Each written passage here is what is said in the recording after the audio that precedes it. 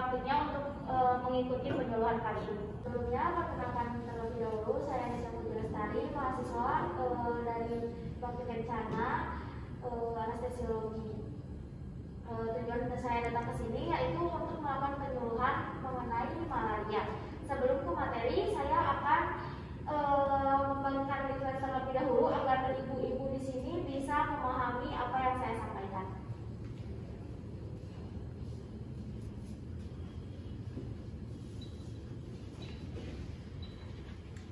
Baik, dimulai saja ya ibu-ibu di sini. Apakah ibu-ibu sekalian sudah tahu apa itu malaria? Sudah saya jelaskan ya, malaria adalah suatu penyakit yang disebabkan oleh protozoa obligat intraseluler dari genus Plasmodium yang ditularkan kepada manusia melalui nyamuk Anopheles betina. Lalu di penyakit malaria ini ada beberapa jenis. Yang pertama yaitu Plasmodium vivax. Gejala pertama biasanya terjadi 2 minggu setelah infeksi terjadi. Kemudian akan terulang kembali setiap 2 hari sekali setelah gejala pertama. Biasanya demam akan terjadi naik turun 1 sampai 8 jam. Yang kedua yaitu Plasmodium falciparum. Gejala awal demam ini tinggi, suhu naik secara bertahap, kemudian tiba-tiba turun dan berlangsung ini tuh sangat lama, 20 sampai 36 jam. Yang ketiga yaitu Plasmodium malariae. Gejala ini biasanya terjadi antara 18 sampai 40 hari setelah infeksi, kemudian akan terulang kembali setiap 3 sampai 4 hari. Nah, yang terakhir yaitu Plasmodium oval. Gejala mirip malaria Plasmodium vivax yang itu bisa dikatakan ringan dan dapat sembuh sendiri. Plasmodium itu tidak ditemukan. Dan yang terakhir adalah Plasmodium oval. Nah, gejala ini tuh mirip sama malaria Plasmodium vivax. Malaria ini bisa dikatakan ringan ya dan dapat sembuh sendiri. Tetapi malaria itu tidak ditemukan di Indonesia. Nah, apa sih gejala awal dari malaria ini?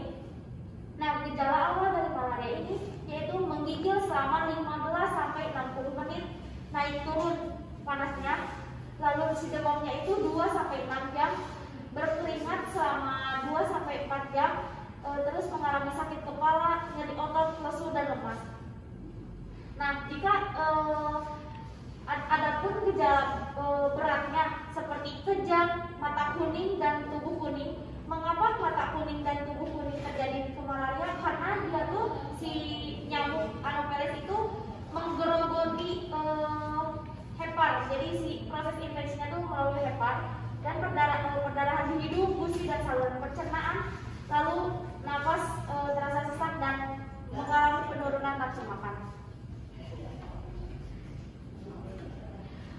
Bagaimana cara penularan malaria ini? Ketika ada nyamuk Anopheles menghisap darah, maka secara otomatis nyamuk itu akan mengeluarkan kelenjar saliva. Nah, kelenjar saliva ini mengandung antikoagulan yang nantinya akan keluar secara sporozoid, lalu sporozoid ini akan menginvasi sel hepar.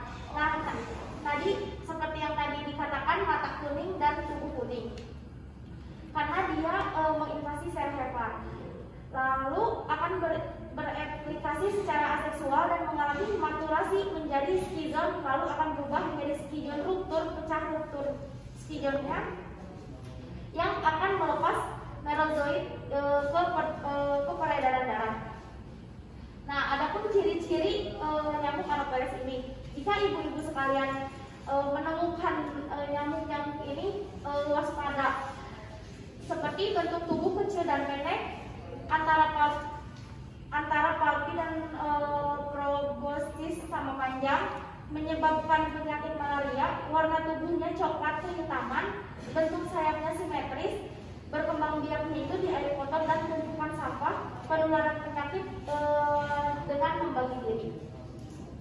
Nah, bagaimana sih jika sudah terjadi malaria dan adapun pengobatannya? Seperti doxycycline. Terus obat penunjangnya itu vitamin B kompleks, vitamin C dan sulfas ferrosus.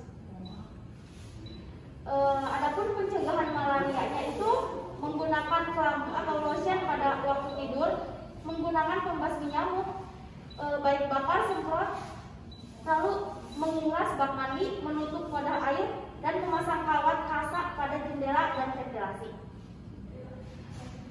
Sekian penjelasan dari saya mengenai tentang malaria. Apakah ada yang ditanyakan? Izin bertanya, siapa saja dan umur berapa yang dianjurkan menggunakan pelanggu insektisida? Pada dasarnya ya, umur dengan si jenis kelamin itu tidak si malaria itu tidak melihat dari umur dan jenis kelamin, tetapi beresiko tinggi pada ibu hamil dan balita. Mengapa demikian? Karena si nyamuk Anopheles kepada balita akan pada balita akan mengalami kerusakan pada otak, dan kalau pada si ibu hamil itu akan mengalami terganggunya janinnya. Terima kasih. Ada lagi? Cukup. Baik, terima kasih Ibu-ibu sudah mengikuti penyuluhan kali ini. Saya pamit undur diri. Wassalamualaikum warahmatullahi wabarakatuh.